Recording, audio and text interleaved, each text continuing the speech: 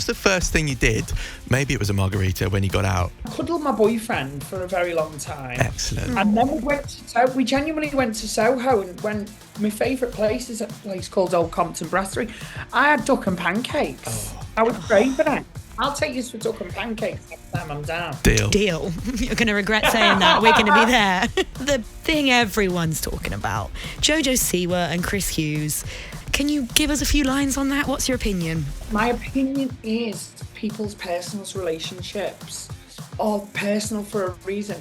I think they're both really lovely people. They've gone through... Listen, when you're in that house, every emotion is heightened. When I was sad, I was sad. When I was happy, I was happy. You look for, in that house, people to fill voids that's missing in your life. Celebrity Big Brother 2025 runner-up, Danny Beard. How are you, Danny? My loves, I am on cloud nine. I feel so blessed that everyone wants to talk to me. It's lovely. I'm great. I'm good.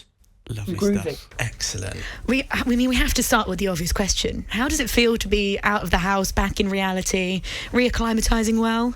I went straight to Soho for dinner. Nice. I had a lovely margarita with an extra salty rim. I've been to about 15 restaurants in 2 days. I'm just glad to be out of the big light.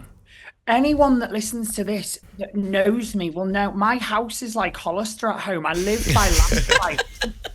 So to be 3 weeks in a house with the brightest lights, I'm just happy to be out. But I had the best time of my life. I was so lucky to get up every single day and laugh and play and be silly. And it's just such a privilege to be able to do that and forget about all your problems and just have fun. And we all need to just have more fun in the world, in life. It looked like such a joy to be in there, Danny, particularly at the start. You know, sometimes I think it's fair to say, sometimes there's beef right from the beginning, but you guys seemed, certainly at the start, just to get along so well. But I agree, those bright lights, migraine-inducing, definitely. We've got to ask, what was the first thing you did? Maybe it was a margarita when you got out. What was it? Well, I cuddled my boyfriend for a very long time. Excellent. And then we genuinely went to Soho, and my favourite place is a place called Old Compton Brasserie. I had duck and pancakes. I was craving it. Sounds great. Duck and pancakes and a Tommy margarita. That's all you need. Sounds so showbiz and out of touch, but I just wanted that lovely hoisin sauce and that crispy duck. You're making me hungry. Sounds like the perfect combo. I'll take you for duck and pancakes next time I'm down. Deal. You're going to regret saying that. We're going to be there in Soho. And you've been speaking recently, we've heard a bit about how you've now, since Big Brother, being recognised out of drag. Can you talk to that a little bit? Tell us what that's like. I don't know if this is the right thing to say, but I've got PR in the room. I'm not going to look them in the eye. I feel like gay best Diana. I honestly don't really feel like I deserve the niceties. Like, I literally just went into a reality show and had fun as me. I've worked 10 years as a drag queen plus. So when people compliment me on my drag, it sounds cocky, but I can get on board with it because, you know, I've cut my teeth and I know I'm good at it. So for people to say they love me for not, I kind of feel like a bit of a con artist. But listen, I love people. I love making people have a good time. I love giving people the joy of a laugh. So if I've been able to do that without the boobies on and the wig, we're on to a winner because it's not very comfortable being in drag. I can imagine. No, you were such a legend in the house, Danny. I think that's why people just fell in love with you. That family challenge, that will go down in history for sure. That was so funny. Can you tell us a little bit about that? Listen, give a gay boy a wig and a pair of earrings. And mother will be born. This is what I'm talking about when I say I had the most fun. I got up that day. They get you up crack of dawn. I had no eyebrows on.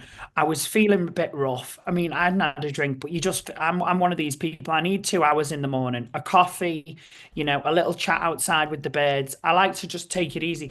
They throw you in the deep end. But as soon as I got the wig out, I thought, oh, it's going to be a good day. I just threw myself into it. I had fun. I just messed about it was something like 18 hours, 12 hours we were in that.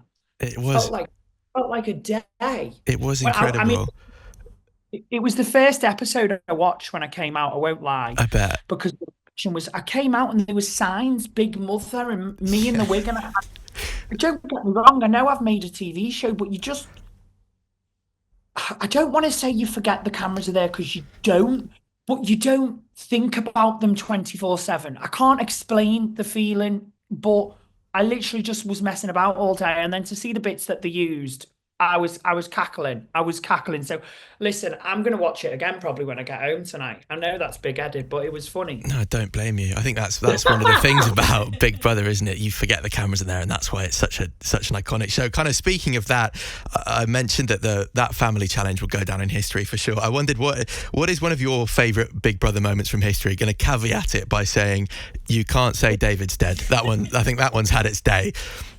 It's dead, so overdone. I Pete Graham's meltdowns over aircon. Yeah. I loved our first proper trans icon, Nadia, when she broke the deck chair.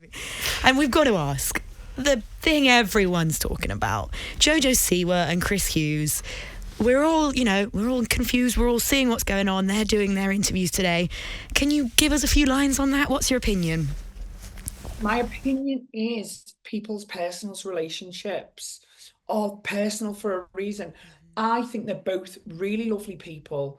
They've gone through, listen, when you're in that house, every emotion is heightened. When I was sad, I was sad. When I was happy, I was happy. You look for in that house people to fill voids that's missing in your life. I speak to my boyfriend every minute of every day. I speak to all my best friends every minute of every day, and other people fill them voids. So listen, I called them out in there. I said, just so you know, this is how this is going to look on the outside. That to me is what you do to your friends. You look out for them. You say, this is how it looks, and you let them make their own mind up and do their own thing. I think they're both wonderful people, and I think their relationship's their relationship, whatever that is.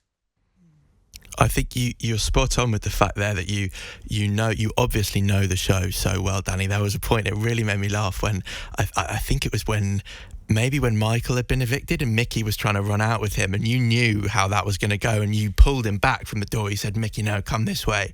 But you know the show so well. Yeah, and I just wanted Michael to have his moments as well. Let's be real, if he'd have walked out, everything would have been about Mickey. I mean, it was anyway, let's be honest. Yeah, for the start.